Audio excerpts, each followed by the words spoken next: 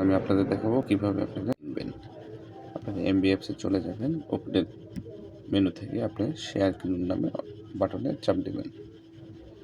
Share কিনুন বাটনে চাপ দেওয়ার পরে এখানে আপনাকে সিলেক্ট করতে বলবে বিকাশ, রকেট, নগদ। আপনি কিসের মাধ্যমে টাকাটা পেমেন্ট করবেন সেটা সিলেক্ট করে দেবেন। করার পরে এখানে যে নাম্বারটা দেখবেন, বিকাশ দিলে বিকাশ, নগদ দিলে নগদ, রকেট দিলে রকেট নাম্বার হবে। আপনি জাস্ট এটা কপি করবেন।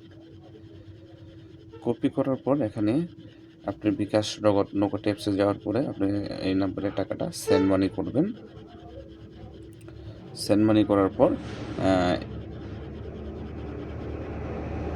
এই জায়গাতে ট্রানজ্যাকশন আইডিটা বসায় দিয়ে আপনি সাবমিট ডিপোজিট করবেন।